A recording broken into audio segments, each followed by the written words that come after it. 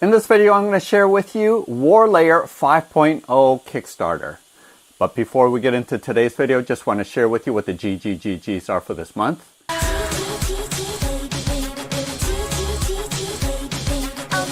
Each month, Bob the Beholder picks some of my Patreon supporters to receive gratitude gifts. And for this month of March of 2024, we have this Against the Ogre Horde Hero Quest expansion, a Surveyor pledge for the Dungeons and Lasers campaign, 3 pledges for the 3D Printable Coins campaign, HP trackers from James, $100 towards the Master of Realms Kickstarter, and finally 3 all-in pledges for this campaign. Go ahead and use the link below to go to my Patreon page to find out more of how you can get in on the possibility of being chosen by Bob.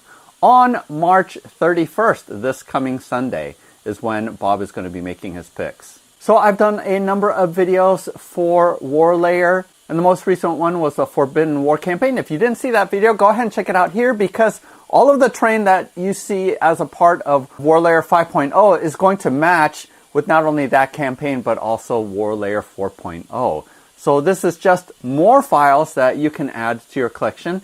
And if you didn't back those, this is a great opportunity to jump in on those, because these pledge levels are super affordable. And we are going to go over to the computer and walk through the campaign. So go ahead and use the timestamps below if you want to skip ahead to that. Or the painting tutorial that I have for this terrain. I strayed a little bit from my normal sort of grimdark quick paint color scheme, but instead went with something different. So that is another quick painting option if you wanted a different color scheme. Also, this is going to be towards the end of the campaign.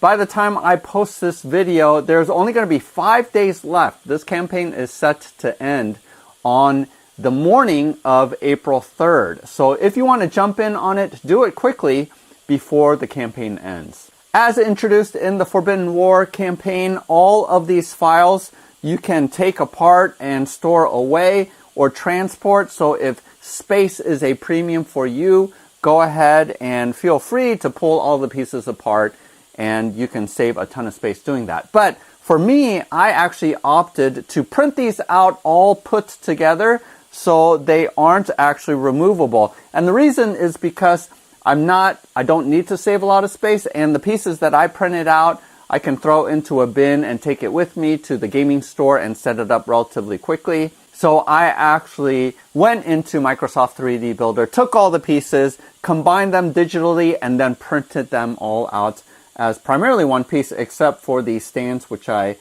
glued on afterwards.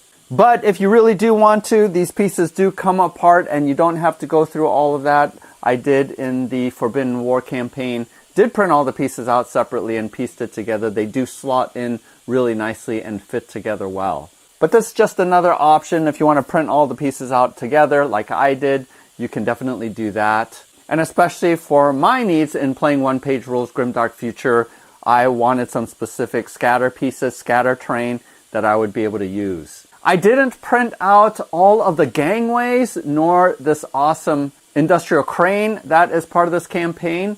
And we're going to be able to see some pictures of that when we go to the Kickstarter page, because I needed to get this out very, very quickly. And I already have a crane from some of their other previous campaigns. But I do think that it looks really awesome, especially the gangways. They look really cool, and I love sort of the scaffolding that's a part of this campaign. But as you can see here, I do have some of my Imperial Guard babes that I've been slowly building up. If you haven't seen that video, make sure you check it out here, as I'm in a escalation league to slowly grow out my army for one-page rules.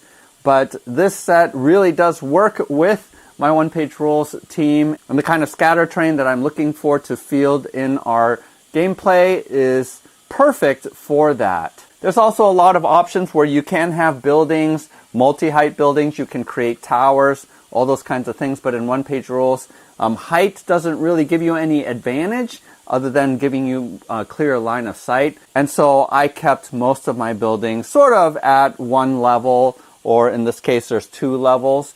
But one of the things that I really like about this set also is that he has created sort of these walkways that can be around buildings. He also created some walls that are sort of 3 units wide rather than the 2 unit wide that you see here. So there's just more flexibility that this set is going to add. Now you don't have to have the previous sets in order to be able to utilize a lot of the features that are in this set. So it is a standalone one. I just want to make that clear.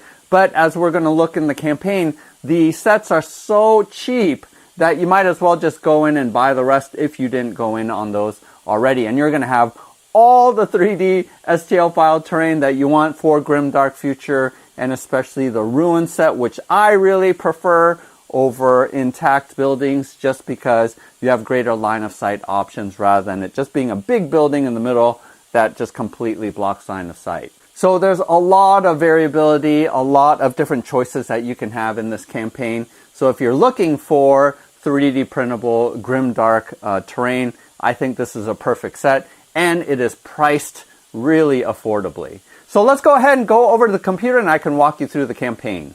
So here's the Kickstarter page. Go ahead and use the link below to come to this campaign. And so far they have raised about $16,000. Again, once I post, there'll be about 5 days left to go. Let's go ahead and take a look at the pledge levels. Again, really cheap and affordable. If you just want all of the models from this campaign, only $5 US.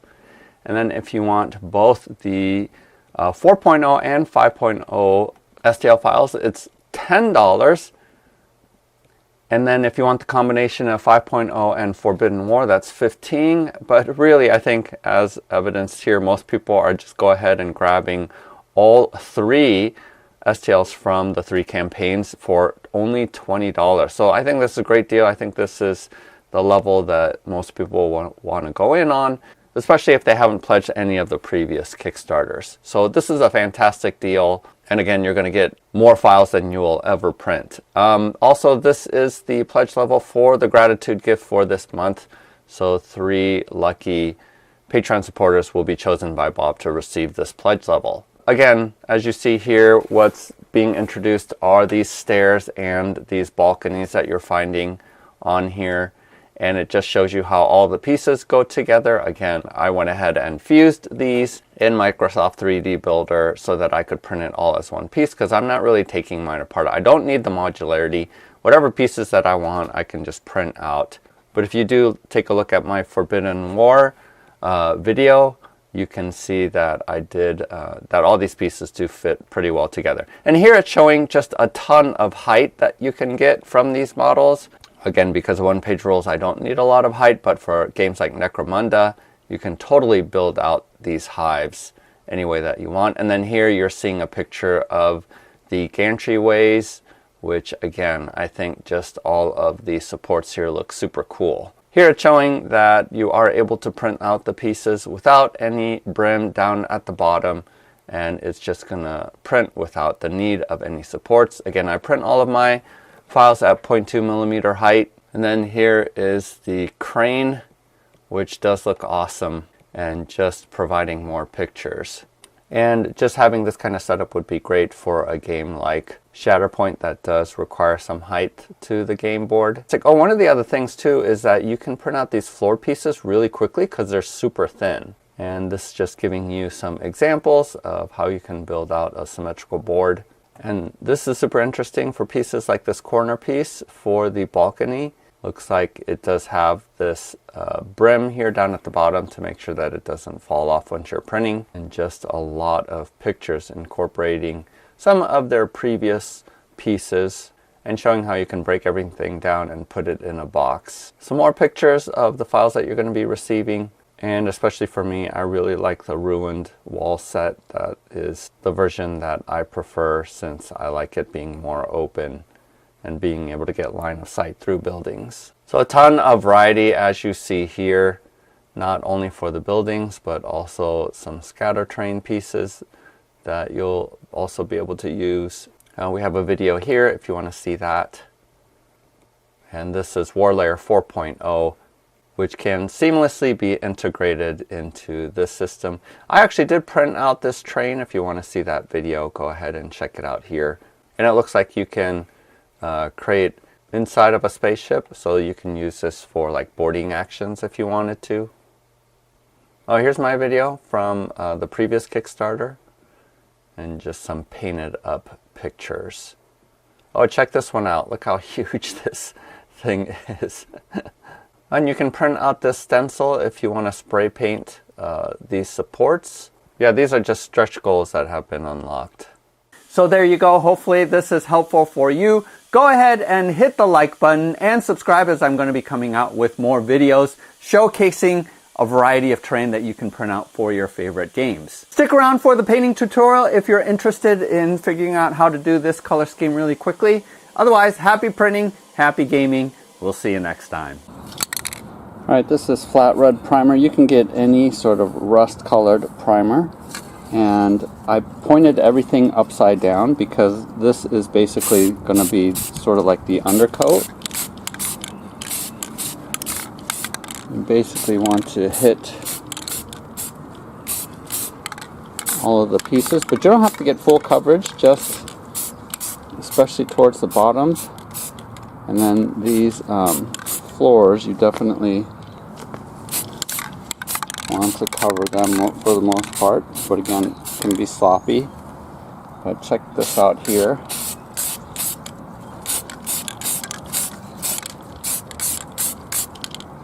So definitely you can be swatchy with this. Doesn't have to be perfect.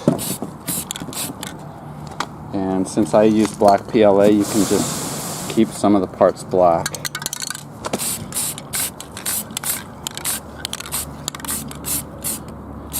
So once this is dry, I'll go ahead and flip it over and get the other sides. So go ahead and do that. Alright, now we're going to grab this chalky finish waterfall color. And I flipped all of the pieces right side up again. And now I'm going to come in at a 45-degree angle and just spray down like so. And closest to the ground, I'm actually not going to hit it as much. I want to maintain some of that rust color down at the bottom.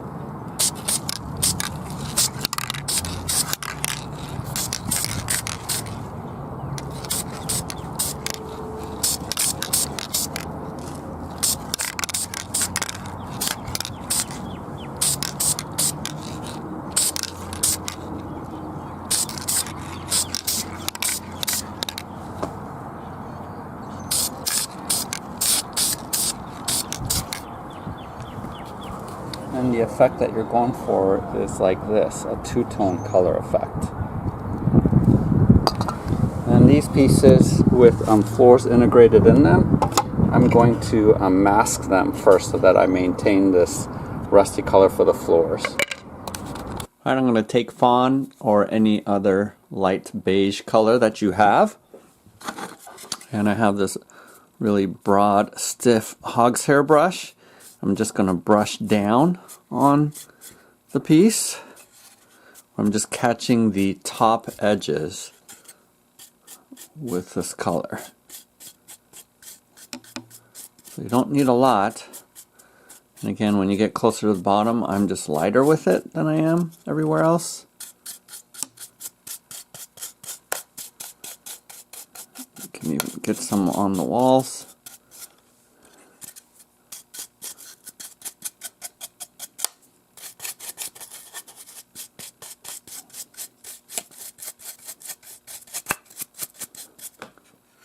Like so. Grab some dark burnt umber, the darkest brown that you have, and pretty much paint up all of the metal that you see. And that's going to include these pieces here, but also includes these pipe openings, as well as these boxes.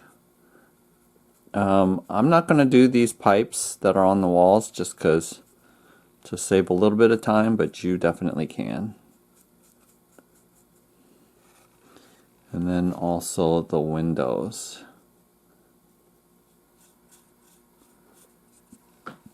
I also painted the tips where the rebar is sticking up. The ghost is online. She responds immediately. Exorcist steps. to me to run up the iced-over stairs without stopping. I challenged her instead to a race. I bashed my knee 10 steps up, and she dashed past me without a backward glance. No such lenience. I do consider suicide. In the later hours of the night when the ongoing press of time feels like a month later, Candace sells her tell-all Magic Commander? That's a game where I can pick up a deck that I haven't even looked at, but I've learned about that game in the past, is still valid when I wanna just pick it up at any old time and give it a shot. Psychological manipulation technique aimed at lowering your self-esteem. OPE gave us an update post and said, "Hey, it's me again. Yesterday, I posted to ask if I was the arsehole for icing out my friend Josh after he attempted to police my social media postings and patronize my body. I went to bed soon after, and holy crap, I did not expect to wake up to my phone being blown up.